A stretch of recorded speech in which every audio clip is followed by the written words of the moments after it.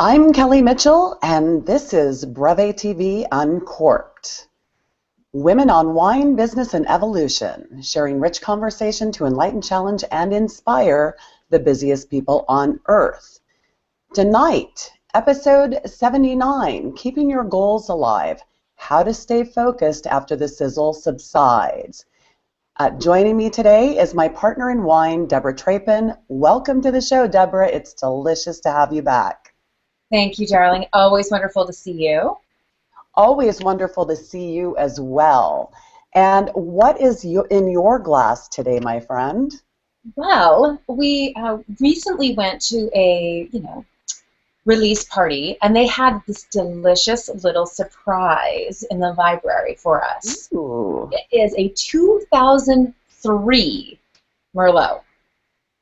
Oh my goodness, that's exciting. It is exciting because it is one of those wines that when you go to your pickup release party, you actually get to drink right when you get home. Most of the time they're like, lay it down for 2 to 5 years, blah, blah, blah. It was like, they were like, sister, drink it. So it is amazing. It is dark chocolate and cherry and, oh, delicious. I'm saving a bottle for when we're together. Oh, I love it. I love it.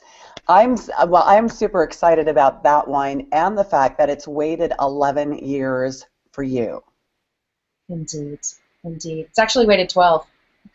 Oh my goodness. Well, that sounds wonderful. Yes. So today in my glass, and I do have my glass, Woo. I actually have something that I feel is pretty timely because we're getting really close to the release of 50 Shades of Grey. Lord. And this is actually 50 Shades of Grey wine. Now, this wine is the red Satin, and it's in honor of the much anticipated movie, right, of the same name, which launches relatively soon, or the launch will be shortly after this airs. The quote on the cork, You.Are.Mine, kind of saucy. So this is from the Deep Valley Cellars of Ukiah, California, and 50shadesofwine.com. They're on Twitter at 50shadesofwine. Mr. Gray, we'll see you now, darlings. So cheers to you, my friend.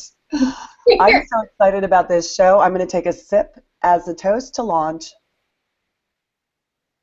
And our word for the show today is goals. Oh, no. Oh, yes. So if we say goals more than once in a sentence, I'm going to ask you to refrain from drinking 3 times in that sentence because we want you to still be standing and be cognizant of what we've shared, as well as we would like to be cognizant of what we're sharing. But in this episode, we are tackling the subject of goals. The novelty of the shiny new year has worn off. You are in the real world work mode, and it's time to check yourself. Check yourself. Where are you in the process? Are you headed for success, or have your goals been tucked away and forgotten? We're checking in with you to see if you're on or off track, and we're here to give you a boost and help you along the way. So I'd love to jump into the goals session, but before I do that, we begin with a quote. One of the lessons that I grew up with was to always stay true to yourself and never let what somebody else says distract you from your goals. And so when I hear about negative and false attacks, I really don't invest any energy in them because I know who I am. That's from Michelle Obama. Oh, I know. Don't you love that? Yeah, I love that. Preach it, sister. That was a great quote. Woohoo!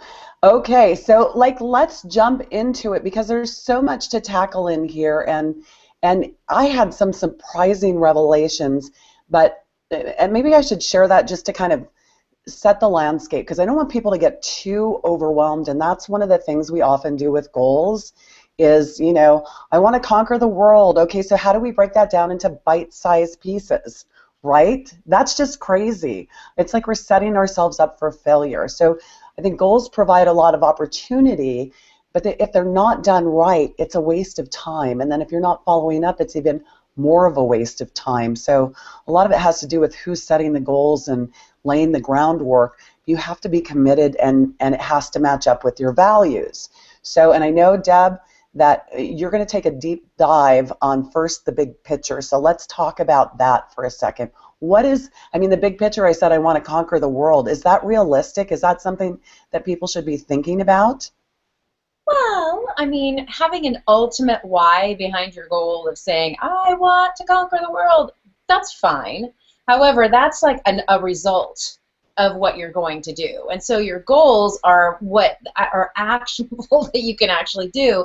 And I think that's a really important step, is to look at what you're saying is the thing you want to conquer this year, and find out, like, what is it about? Like, what is it that stirred you to put that on your list? Because in particular, when we go through goal-setting seasons, and it's usually the beginning of a quarter or the beginning of a year, we get all fired up about it, and by the end, we've kind of lost ourselves. We've gotten so distracted by just the everyday, the everyday.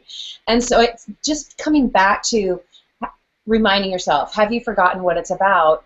If your ultimate is conquering the world, remember, just slow down and say, what's the one thing I can do today that's going to help that big picture come to fruition?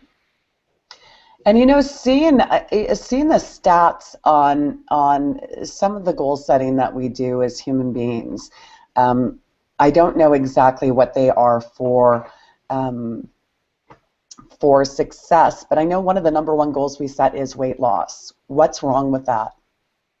Oh, well, you know, I've preached about this in a couple of blog posts, and I'll share them in the streams, because whenever you say you want to lose something, you're already setting a negative goal for yourself. And I completely believe in setting positive goals and really working towards, instead of saying that you want to lose weight, that the reason you're doing it is because you want a healthier lifestyle. You want to be able to, you know, run with your husband, or chase your grandchildren, or push your child in a swing without losing your breath. Or it could be something, you know, as personal as, I'm going on a cruise and I want to rock myself by the pool. I don't want to be worried. But giving yourself, like, framing it in a positive way, like, what joy are you going to get from it, is such a better way to set that kind of goal. And you're right. I mean, it's insane how many people have that on their goal list, and how many people actually have knocked it off their goals within the first 4 to 6 weeks of the year, right? The gyms were packed, all of those things, and it's the same thing every single year, because people are setting unrealistic expectations on themselves, and they're really not, it's not really part of their big picture. They're really not being truthful. They would rather drink those 2 glasses of wine than lose the 10 pounds. And you know what? Whatever. Like, embrace the 10 pounds. The goal of 10 pounds. Woo! Woo! I love it. Okay, so, and I think the other thing is, too, is we're often setting, because a lot of us are overachievers, we're setting too many goals. Yeah. And so what's wrong with that? Well, I mean, our brain doesn't, I know that you've done some studies on the psychology of all of this stuff, but you know what, I think it's hard for our brains to focus on too many things. We've already talked about multitasking many times in our lives. Should we do it? Should we not? We all know we shouldn't. What was it that we talked about? Like, it's worse than being stoned. Your brain on multitasking is worse than being stoned. It is. It is. Well, we actually we're reformatting our connections in our brain like we're reformatting a drive. So if we're multitasking and we're over multitasking, what happens to our brains is it stops being able to figure out where that information needs to go so it can access it the next time. And so it takes us longer to do everything. Isn't that scary? It is scary. And so, you know, Stop reformatting your drives. I don't want to reformat my drive, at least not every day and every minute. You know, so let's a couple of tips for me is, of course, I write down like what my one goal is for the day. Not, I have a to-do list, but I write down, here's the one thing I want to get done, whether it's a blog post, whether it is a chapter in a book, or, you know, connecting with somebody in particular. I write one thing down all the time. And then I always visualize it. So sometimes it's like, you know, the cover of my future book. I have it sitting on my desk going, okay, that's what you're going for. You know, other times it's simply like, what's that goal going to get me, right? So the positive side of it. So I have a pin board that when I'm feeling like, what am I doing this all for? I go to my pin board and it's got the things that whatever that success or that goal is going to obtain is going to be in my life at that point, whether it's a vacation or peace of mind. I visualize it, right? So that's a huge part for me is visualizing and seeing it. So there's a book out there called Goals Gone Wild, which I thought was really interesting. And they actually identified some negative side effects associated with goal setting. I mean, one of them is not being able to perform at all, you know, just writing them down and throwing them away. But they also addressed an overly narrow focus. So this may be something to avoid, because if you have an overly narrow focus that neglects non-goal areas, they've noticed a rise, and this is a study, in unethical behavior, distorted risk preferences, and corrosion of organizational culture. Ugh. It also affects motivation. So, I mean, right there, like that right there would tell me, okay, like I don't want to be like, you know, say make 10 calls, you know, in the early morning hours from 8 to 10, otherwise you failed. So I think it needs to be more general, and maybe it's like setting more weekly goals and not too many of them, and making sure that they're achievable, right? Well, I think, you know, I tend to, one of my best mentors gave me he just was so amazing. And he was like, you know, print your week out. Like, see what it looks like. If you don't want to print it out, it's fine. If you don't want to hurt paper. But he would basically take, here are my goals for the week, whether it's preparing for a meeting's coming up. I want to rock that meeting. And then he would look at it in tasks instead of goals. So completing a task versus achieving a goal, it feels different. It feels like little steps. So it's not like you have a huge goal to undertake. It's a small. Check that stuff off, right? I love that. I mean, every conversation I've ever had, whether it's in person or in a string on Facebook, in a conversation like this, everybody is like, I love to check things off. So give yourself that win, because that is what propels you into the next checkbox and the big scratch off. Well, you know, one thing I love too is, and I mean, maybe you could do it with tasks a little bit. I know our dear, dear friend Katie Lance is a mad woman when it comes to putting up stuff that needs to happen, and she does it with Post-it notes. Yes, she does. I've always been one of those people who felt I could keep most of it in my head, which I'm lying to myself. Like, let's be real, right? You have to keep it somewhere. Your mind is not always going to remind you, or it will remind you a day early before your appointment that you thought you missed yesterday, or vice versa. So the write it down aspect really seems key to it. How do you keep track of your goals and your tasks? So one of the fun little tips when I talk about writing things down is, yes, I use Post-it notes. Yes, I put things in Evernote and in my calendar. But I also love my dry eraser markers, you know, that you use on a whiteboard. But I don't have whiteboards all over my house. However, I do have mirrors, windows, and sliding glass doors. And all of those things have notes and ideas and reminders and goals of things that I want to do during the day, because it's fun. It's a different way to look at them, and it reinvigorates me because I'm writing on the wall. You know what I mean? It also feels a little bit naughty writing on the window. You know? I love it. Does it come off? It does. You can use little Windex with paper towel or one of those little dry eraser thingies. Totally works, and it's just, like I said, it feels a little naughty. It's in a totally different place, so I love it. Your mind. You always see it. You're always in front of the mirror in the morning, so what better way to kind of help yourself visualize your day than writing down the things you want to happen, right? Right. Well, and mantras, too. Like, I have scripture written down on my mirror that's reminding me, you know who you are, sister. Like, go out there and go after it. And I also have, the words I use for my year, right? What are my words for the year? I have those written there. And so it's like my whiteboard is that little sliver of mirror over to the left that I never even go in front of. It's my words. Got it. How about you? So we're at a point right now where, as I mentioned earlier, the year is not shiny and brand new. Well, it's still pretty brand new. It's just not glimmering like a diamond anymore. It doesn't have as many facets, but it has still as many opportunities. And we're in this kind of flux mode. This is a make or a break, because if we've if we've shuttered away our goals or we haven't looked at them because we've been too busy, then we kind of get sidetracked. What kind of recommendations or tips do you have for people right now that are in the middle of this, flux period? You bet. Well, first of all, shame off you. I love to say that. Give yourself a little grace, and then set a flippin' deadline.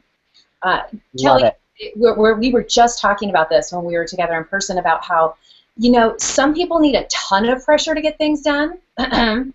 Some people need a moderate amount, like I do, but you have to know what your pressure point is and actually set a deadline. Because in particular, when you're a solopreneur, an entrepreneur working from home or working on the goal or mobily, it's like you really need that. This goal has got to be completed, by a specific date, because squishy deadlines don't work. We just kind of float past them. Absolutely, absolutely. And so squishy deadlines, like, how do we avoid those? What are some of the best ways to make sure that we're being held accountable? Because accountability is really critical. Oh, you know what I always feel like when I'm getting stuck, or when I do feel that little bit of shame like guilt, like, oh my gosh, I haven't done that. Yeah. Immediately think, what I haven't done is created an accountability group. And here's the thing, you don't have to have one accountability coach. You can have multiple people keeping you accountable for different things. And part of the beauty of that is if you can find, 2 or 3 groups of people who are going towards the same thing you are, then it makes it easier and actually a little bit more fun to communicate, because it's kind of like, well, what are you up to? Here's what I'm doing. And you tap into, whether it's group competition or the individual competitive nature of individual entrepreneurs. And so that key of getting that accountability immediately, get a group. My gosh, you can start a Facebook group, start a hangout once a week where you meet via hangout, do a teleconference. It doesn't matter how, just do it. And you know what? Don't do it in person. Like, don't waste your time getting to a meeting. Like, you don't need to do that. Use that time to actually get the project done. Be accountable. Do it virtually. It does. Hello. I think too that like, these accountability groups are great, but if they're not people who have some sort of buy-in or tie-in with you, then they may not be as consistent. And then another challenge on these accountability groups for goals in particular, take a sip of your wine, is that if the groups are too big, then they become unmanageable. Right. That's such a good word. Yeah. So keep them small and make sure people have some sort of they get something out of it as well. You're holding them accountable, so you can't kind of like start a group and then nobody pays attention to anybody, and then you're like, why is nobody helping me? Absolutely. Well, and again, that's why it's super helpful if you have a common goal. So if you start an accountability group where everyone but one is trying to, get healthy, yes. And the one person who's like, the skinny, ordering a breve latte, is totally left out of the conversation, because she's not trying to do the same thing everyone else is. Maybe she's trying to gain weight, and oh my Lord, they have the same problem, but it's in a different light. And so you have to find people who have that commonality. Yes. Because then it's, again, that competitive edge. And I think all of us have a little bit of that, again, whether it's team-oriented or, the golfers out there who love to beat their own game. That's part of what sparks the soul, right? It's like, I need to get this done. I've opened up the little, what is that crazy guy who like runs through the streets and like opens his trench coat and like screams? He's in London or something crazy like that. I was reading about it last week, and I thought, like, that guy is crazy. He is somebody who's like, my goal is to shock Inspector Clouseau, is it? Oh, I hope not, because he's probably old now. But his goal in doing that is shocking the world. Like, he's doing that for the shock factor. He's probably not going to find an accountability group, though. Just saying. Absolutely. And I think too, like, the timeliness of getting these things in place are really critical to supporting you.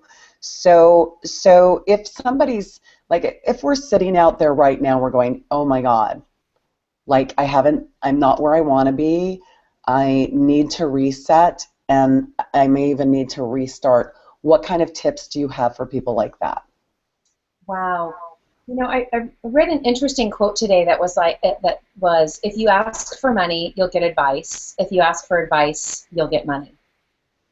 And I think I this have to start asking for advice.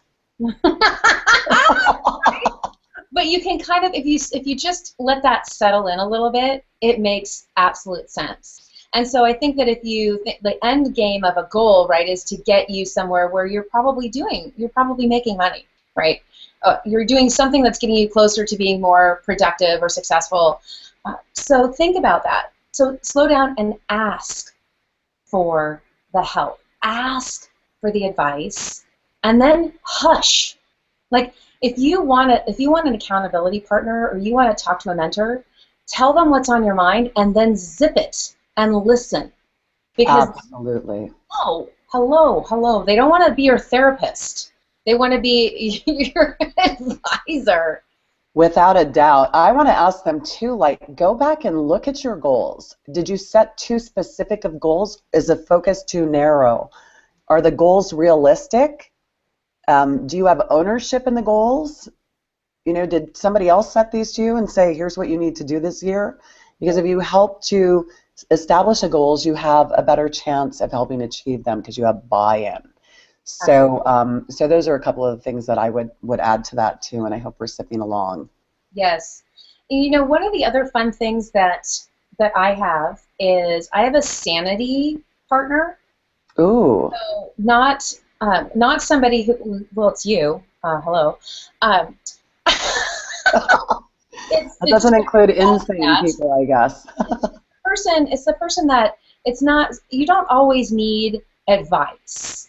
And so similar to what I just said about when you're talking to your mentor, tell them what's going on and get their advice. Sometimes you just need somebody to listen. Yeah. and to bring you back to sanity side. And that's okay, but it really shouldn't be the same person every single time. Okay, you want to break it up for them. So again, like you aren't their therapist, or they're not your therapist, excuse me, and vice versa, right? Yeah. You really want to make sure that you are keeping yourself sane, they're sane, everyone's on the same page, moving towards the same simple, defined goals that you've all stated were your goals. I love it. I absolutely love it.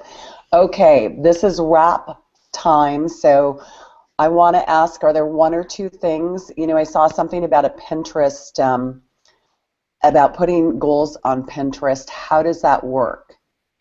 So there's two ways you can use Pinterest for goals. One is to actually visualize your goals. So again, if starting a blog is a goal, then create I'm starting my blog pinboard, and that has articles and things that are going to get you closer to making that goal happen.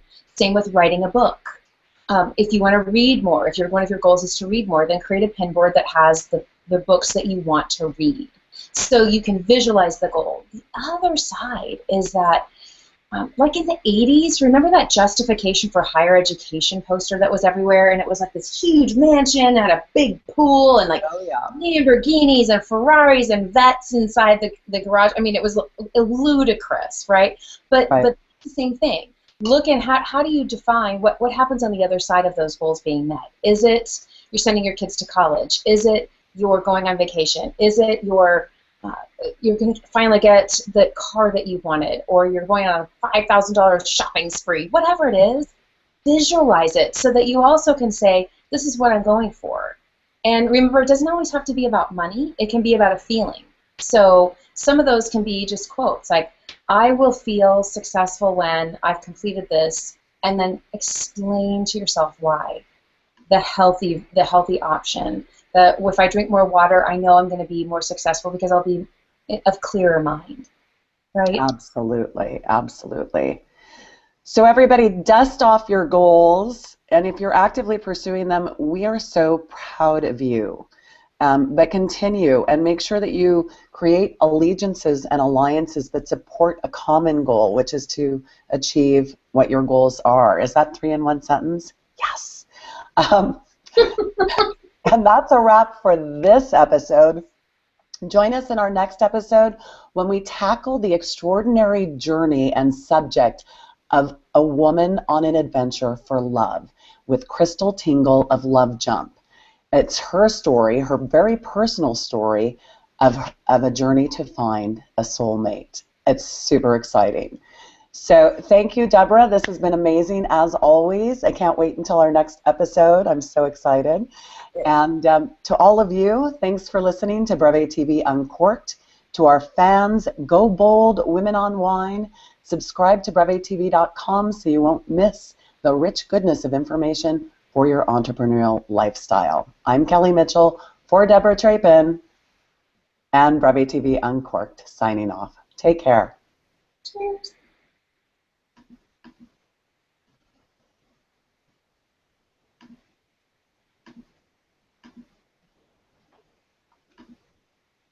The goals alive. What? TTFN.